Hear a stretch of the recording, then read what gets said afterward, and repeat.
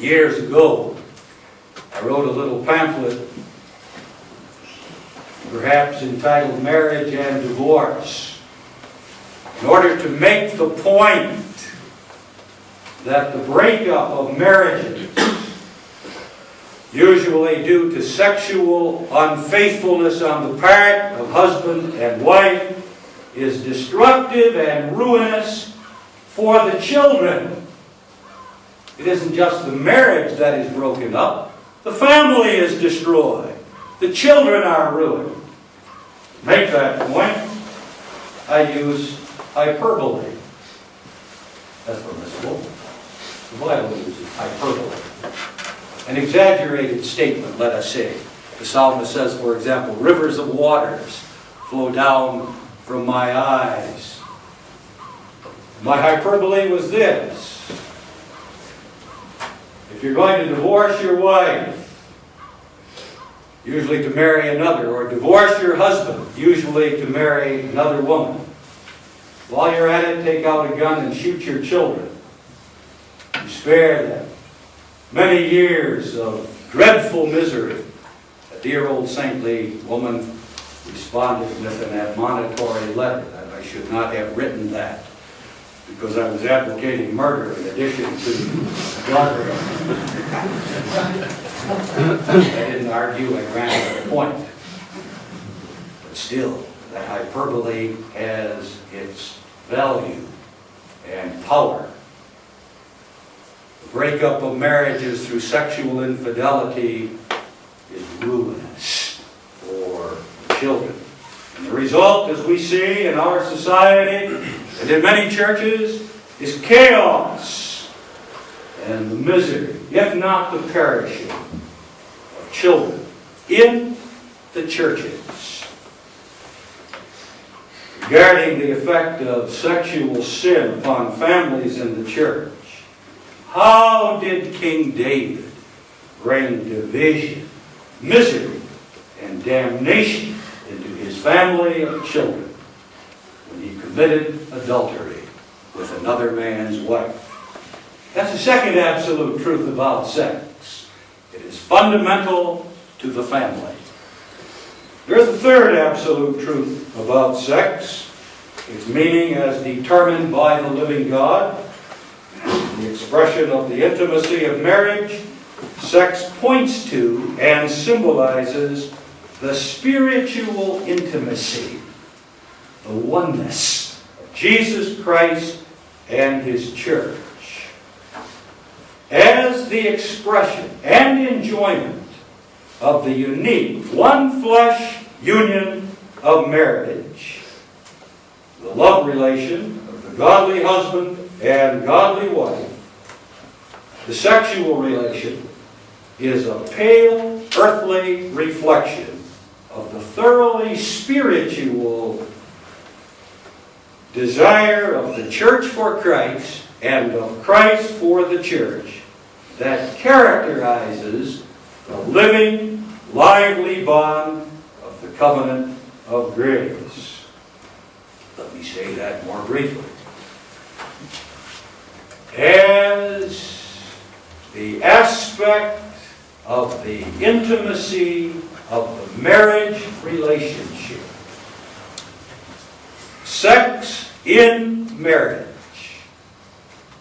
is a pale reflection of the spiritual intimacy, the closeness, and the pleasure and delight in that closeness of the covenant relation between Jesus and His church, the relation between the church and Jesus Christ. This is the gospel of Solomon's song. Listen. I am my beloved's, and my beloved is mine. The Song, chapter 6, verse 3. Yes, and, quote, I am my beloved's, the church speaking, and his desire is toward me. End of quote. Song 7, verse 10. The church is Christ's in intimacy and desires her spiritual husband. But our spiritual husband is intimate with us and desires us in that intimate union. That sex symbolizes something of the spiritual union of the covenant. Sex in marriage is the truth of the comparison of our marriage to Christ's in Ephesians 5 verses 31 and 32. Regarding earthly marriage between believers, the apostle wrote, quote, "A great mystery, but I speak concerning Christ and the church," end of quote. I go further regarding this third absolute truth about sex.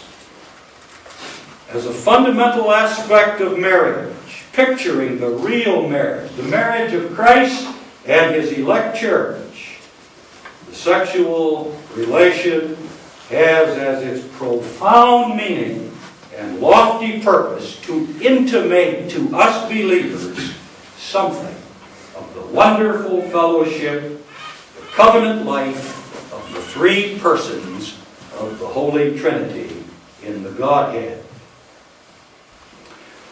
There is nothing sexual because there is nothing physical in the being of God. Indeed, angels are not sexual, and neither will there be sex in heaven, even though we will have bodies on the part of the redeemed. That's Jesus' teaching in Matthew 22, verse 30. But there is fellowship in love between the Father and the Son in the Holy Spirit. This fellowship of the Father and the Son in the Holy Spirit, like that of the relation of Christ and the church, pictured by our marriages, is pleasant, is delightful, is joyous to the persons of the Trinity. This too, sex in marriage, expresses. In marriage, the sexual relationship is not only for the procreation of children, it is also for the mutual delight in the unique relationship of marriage. And the Song of Solomon makes this plain. All perversion of the meaning of marriage, therefore, and corresponding disobedient practice are necessarily harmful to the truth of the covenant and ultimately to the truth of the Godhead. Against this threefold significance of sex, pure, honorable, worthy, and good, Western nations are now in revolt. There is a sexual revolution. It is a manifestation of a deliberate, all-out, radical overthrow of the old Christian order concerning sex and the creation of a new demonic order. At the height of the French Revolution, which was an event that played an important role in bringing Western civilization to its present state, men and women engaged in an orgy of fornication in the sanctuaries and on the pews of the great cathedrals in Paris. That was more than debauched behavior. That was a declaration. That was a manifesto. Freedom from God's law. Independence from all divine restraint. Revolution, not only against king and the ancient regime, but also against the Creator God.